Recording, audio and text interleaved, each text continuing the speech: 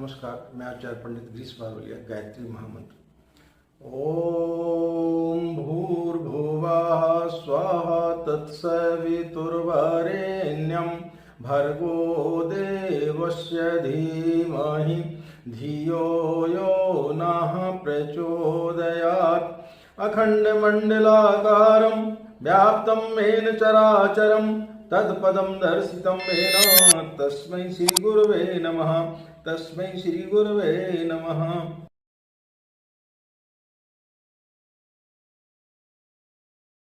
मित्रों, धनु राशि व धनु लग्न के लोगों के लिए ये पार्ट 2 में यानी भाग 2 में हम आपके लिए स्वास्थ्य, व्यापार, परिवार, संतान, वाहन, कर्जा, कोई अनहोनी घटना तो नहीं होने वाली है, प्रेम प्रसंग व यात्राओं आदि के बारे में अलग अलग जानकारी देंगे। साथ ही अंत में स्वास्थ्य लाभ के लिए, व्यापार में वृद्धि के लिए, बच्चों की पढ़ाई के लिए और आपको इस वर्ष क्या उपाय करना चाहिए, ऐसे कुछ उपाय हम आपको आखिरी में देंगे जो आपको निश्चित रूप से काफ़ी लाभदायक सिद्ध होंगे। तो इन उपायों को यदि आप करेंगे तो निश्चित रूप से आपको लाभ होगा। पहले देखते हैं स्वास्थ्य के मामले में धनु लग्न व धनु राशि वालों के लिए यह वर्ष किस प्रकार से जाएगा। स्वास्थ्य के मामले में थोड़ा सा उतार चढ़ाव आपके जीवन में चलता रहेगा, क्योंकि शनि की 7.5 का प्रभाव आपके इस वर्ष आपके ऊपर पड़ेगा, जिसके कारण से मानसिक तनाव आपके ऊपर रहेगा। रक्तचाप, मधुमेह व मौसमी बीमारियां व पाचन तंत्र से संबंधित कोई बीमारियां आपको इस समय परेशान कर सकती हैं। स्त्रियों के लिए स्त्री जनित जो रोग रहते हैं उनसे उनके लिए परेशानी रहेगी। 29 जुलाई से 23 अक्टूबर के मध्य शनि जो है बकरी हो जाएंगे दूसरे स्थान पर। तो इस अवधि में स्वास्थ्य पर आपको विशेष रूप से ध्यान देना चाहिए। डॉक्टर इत्यादि की आपको जो है रूटीन चेकअप कराना चाहिए, डॉक्टरों का आपको सलाह लेना चाहिए। नित्य जो है आपको योग व प्राणायाम करना चाहिए। खान पान के मामले में आपको थोड़ा सा सतर्क रहना चाहिए। होटल व किसी शादी ब्याह में आप जाते हैं तो गरिष्ठ भोजन से आपको परहेज करना चाहिए, अन्यथा आपके स्वास्थ्य में थोड़ी सी गड़बड़ी हो सकती है।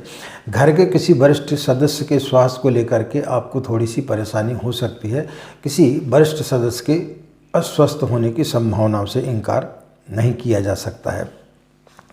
व्यापार व नौकरी के लिए यह वर्ष आपके लिए कैसा रहेगा। यह वर्ष आपके लिए कई चुनौतियों को लेकर के आएगा। आप हर चुनौती का डट करके सामना करेंगे। आपके बड़े बड़े लोगों से इस समय आपका संपर्क स्थापित होगा, बड़े बड़े लोगों से आपकी जान पहचान होगी। मित्रों का दायरा इस समय आपका बढ़ेगा, जो आगे चल करके आपके लिए काफ़ी लाभदायक सिद्ध होंगे। नया निवेश करने के पूर्व में आपको थोड़ी सी उसकी जांच पड़ताल इत्यादि कर लेना चाहिए। लॉटरी, सट्टा आदि से आपको थोड़ा सा बचना चाहिए। शेयर मार्केट से आपको थोड़ा सा दूर रहना चाहिए। नौकरी पेशे वाले लोगों के लिए यदि आप नौकरी में कार्यरत हैं तो आपको कोई नई जिम्मेदारी आपके अधिकारियों के द्वारा सौंपी जा सकती है, और जिसके चलते आपके लिए आगे चल करके पदोन्नति भी हो सकती है, आपका इंक्रीमेंट इत्यादि हो सकता है। आपके सहकर्मी व आपके जो बॉस इत्यादि हैं, जो अधिकारी वर्ग हैं, वो आपसे निश्चित रूप से संतुष्ट होंगे, आपसे प्रभावित रहेंगे और आप दिए हुए लक्ष्यों को समय पर आप उनको पूरा करने की स्थिति में रहेंगे।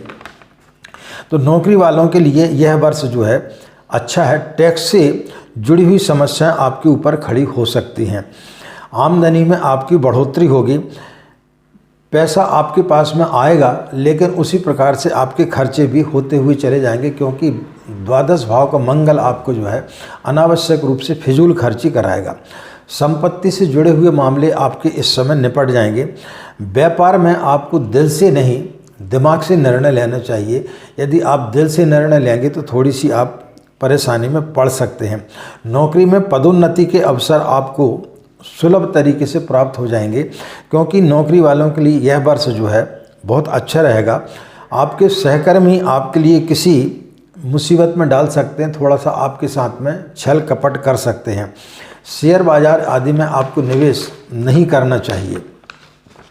परिवार व संतान को लेकर के आपका यह वर्ष कैसा रहेगा। इस वर्ष जो है आपको रिश्तेदारों से आपको मनवांछित सहयोग प्राप्त नहीं होगा। वो थोड़ी सी आपके कार्य काम, कोई भी आप उनसे सहयोग मांगेंगे तो वो कन्नी काटेंगे। हाँ, लेकिन परिवार के लोगों का आपको भरपूर सहयोग इस समय प्राप्त होगा। मित्रों के आपके जो है इजाफा होगा, मित्रों से भी आपको अच्छा सहयोग मिलेगा। लेकिन यदि आप अपने नाते रिश्तेदारों से किसी प्रकार की कोई उम्मीद रखेंगे तो उसमें आपको मायूसी प्राप्त होगी। जुलाई से नवंबर के मध्य जो है बृहस्पति बकरी रहेंगे। इस मध्य दाम्पत्य संबंधों में किसी तीसरे व्यक्ति के कारण जो है कई प्रकार की गलतफहमियां पैदा हो सकती हैं। इससे आपके पति पत्नी में, आपके दाम्पत्य जीवन में कुछ गड़बड़ आ सकती है।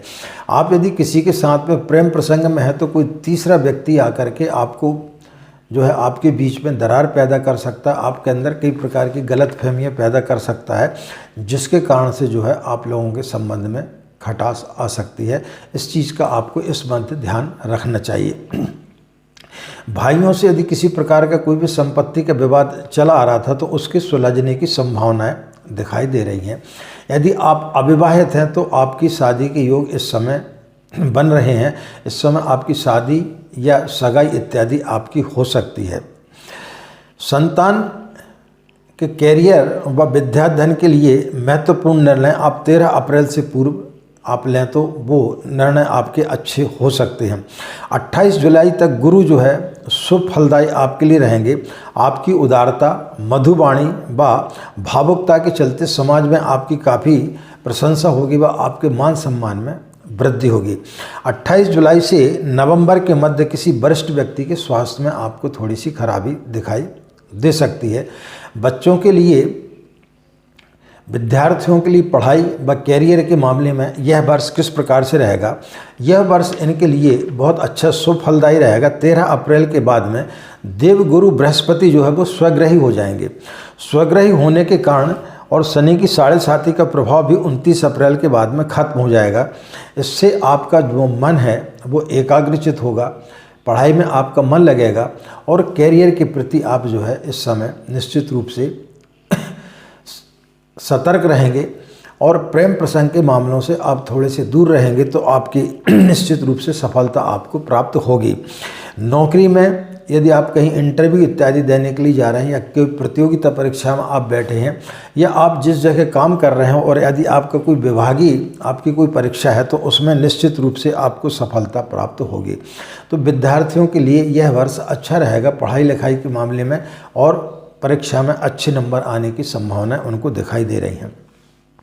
प्रेम प्रसंग व मित्रों के मामले में आपके मित्रों का तो इजाफा होगा, मित्र आपके जो है अच्छा सहयोग करेंगे। लेकिन यदि आप किसी के साथ में लिविंग रिलेशनशिप में है तो किसी तीसरे के माध्यम से आपके रिलेशनशिप में किसी प्रकार का कोई भी मनमुटाव हो सकता है, कोई गलतफहमी पैदा हो सकती है। इस समय आपको थोड़ा सा प्रेम प्रसंग से दूर रहना चाहिए, अन्यथा आप अपने लक्ष्य से भटक सकते हैं।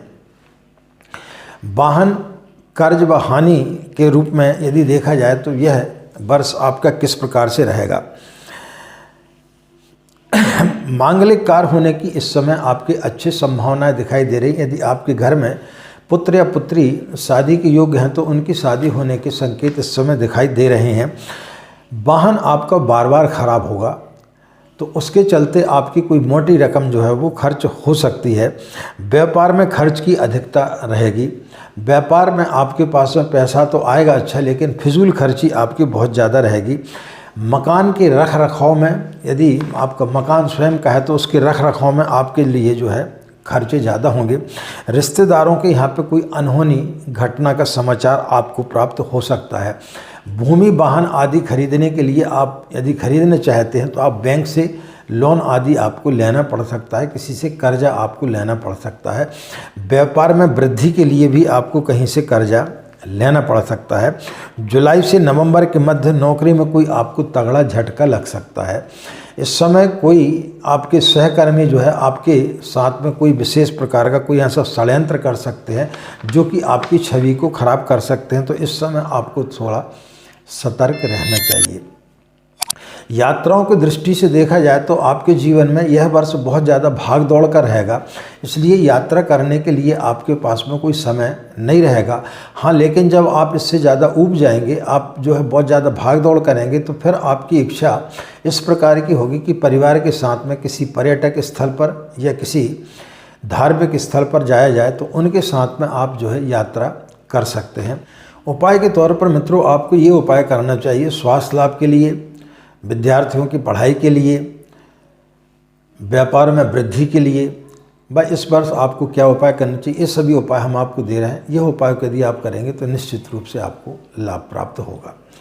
मित्रों, यदि आपका स्वास्थ्य खराब है या आपके परिवार में किसी भी सदस्य का स्वास्थ्य खराब है, तो आपको यह उपाय करना चाहिए। आप ब्रह्म मुहूर्त में सो कर के उठें और जब आप पूजा स्थली पर बैठते हैं तो एक कटोरी में शुद्ध जल ले लें, उसमें 7 बूंद गंगा जल की, 7 बूंद उसमें तुलसी के पत्ते का रस और एक काली मिर्च पीस करके डाल दें और एक घी का दीपक जला लें, एक कलश रख लें और जिस प्रकार से आप नित्य गायत्री की साधना करते वैसी साधना करें। 1 माला या 3 माला गायत्री मंत्र का आप जाप कर लें और उसके पश्चात में जब आपकी पूजा समाप्त हो जाए तो उस जल को जो है आप स्वयं पिएं और अपने परिवार में यदि किसी सदस्य का स्वास्थ्य खराब है तो उसको गायत्री मंत्र बोलते हुए उसको पिलाएं। यह उपाय आपको दिन में 3 या 4 बार आपको करना चाहिए, यानी उस जल को आपको 3 या 4 बार दिन में पीना चाहिए, तो निश्चित रूप से आपका स्वास्थ्य ठीक रहेगा। व्यापार में वृद्धि के लिए आपको यह उपाय करना चाहिए कि किसी भी शुक्ल पक्ष के शुक्रवार के दिन आप प्रातःकाल पूजा स्थली पर बैठ जाए, अपनी दाईं हथेली के इस भाग पर, ये कि शुक्र पर्वत है, इसमें थोड़ा सा आप इत्र लगा लें। इत्र लगाने के पश्चात में उसमें आप जो है एक चांदी का छोटा सा आप सिक्का रख दें और उसके ऊपर आप कमल के फूल की एक पत्ती तोड़ लें और उसको रख दें और फिर दाईं हथेली नीचे और बाईं हथेली नीचे और दाईं हथेली ऊपर करके आप कमर सीधी करके बैठ जाएं और 5 मिनट तक आप जो है लक्ष्मी मंत्र का आप जाप करें। ओम श्रीम श्रेय नमः, ओम श्रीम श्रेय नमः, इस मंत्र का जाप करें और पूजा समाप्त होने के पश्चात में जो आपने चांदी का सिक्का रखा था उसको उठा करके किसी लाल कपड़े में बांध करके अपनी तिजोरी या गले में उसको रख दें और ये जो नौकरी पेशे वाले लोग हैं वो अपने पर्स में रख लें, तो फिर निश्चित रूप से पूरे वर्ष तक जो है आपको धन की कमी महसूस नहीं होगी।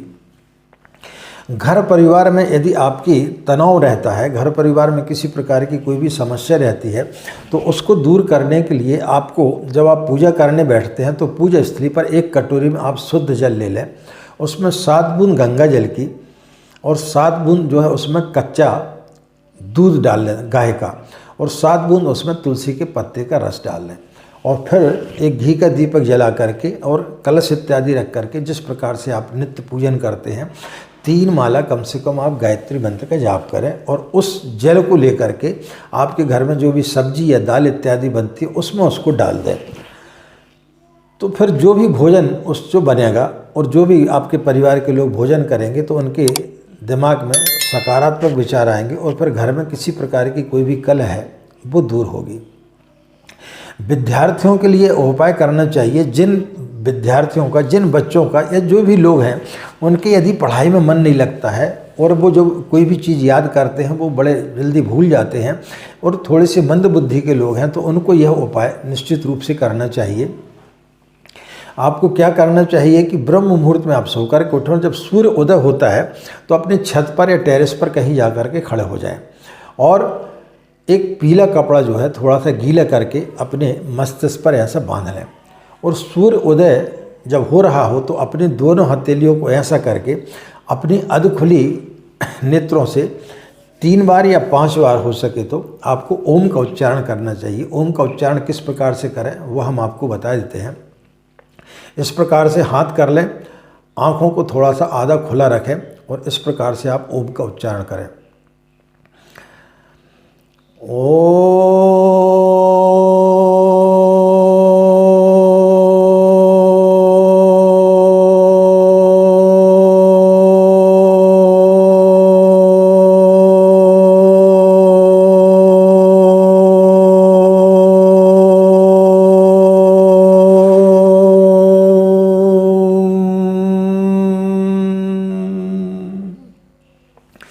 इस प्रकार से ओम का उच्चारण करें और 11 या 24 बार गायत्री मंत्र का वहाँ पर खड़े खड़े आप जाप कर लें। उसके पश्चात में अपनी पूजा स्थली पर आकर के बैठ जाए और 1 माला या हो सके तो 3 माला गायत्री मंत्र का आप जाप करें। यह प्रयोग आपको नित्य करना है। और उसके पश्चात में जब आपकी पूजा समाप्त हो जाए तो अपने दोनों हाथों को सूर्य की तरफ करें, यानी वहीं बैठे बैठे पूर्व दिशा की ओर इस प्रकार से हाथ कर लें जिस प्रकार से कि अपन अग्नि को तापते हैं। और फिर 11 बार जो है आप गायत्री मंत्र का जाप कर लें और मन ही मन, और इस प्रकार से अपनी हथेलियों को रख लें और उसको अपने मस्तिष्क पर, आँखों में, मुँह पर, सिर के ऊपर और कंठ पर और अपने नाभि के ऊपर के भाग तक इस प्रकार से आप उसको लगाएं। यह प्रयोग यदि आप नित्य करेंगे तो निश्चित रूप से आपका पढ़ाई में मन लगेगा। आप जो भी पढ़ेंगे वो आपको याद होगा और किसी प्रकार की कोई भी समस्या नहीं आएगी।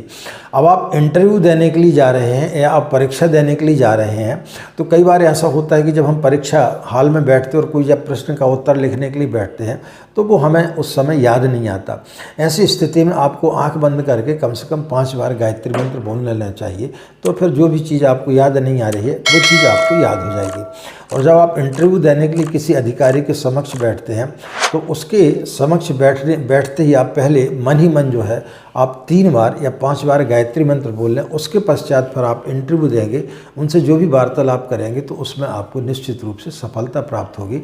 तो यह उपाय आप लोगों को स्पर्श करना चाहिए तो निश्चित रूप से आपको इन चीज़ों में सफलता प्राप्त होगी। उपाय के तौर पर धनु राशि वाले लोगों के लिए गुरुवार का व्रत करना चाहिए, बड़े बुजुर्गों का आशीर्वाद लेना चाहिए, गाय की सेवा करना चाहिए और प्रत्येक गुरुवार को जो है हल्दी का तिलक करके यदि वो घर से बाहर निकलते हैं तो निश्चित रूप से उनका यह वर्ष उत्तम जाएगा। इन्हीं कामनाओं के साथ में कि आपका वर्ष मंगलमय हो, आप लोग खुश रहें, मस्त रहें, माँ गायत्री की असीम कृपा इसी प्रकार आप लोगों पर बनी रहे। आज की बात समाप्त, हमें आज्ञा दें। नमस्कार, ओम शांति।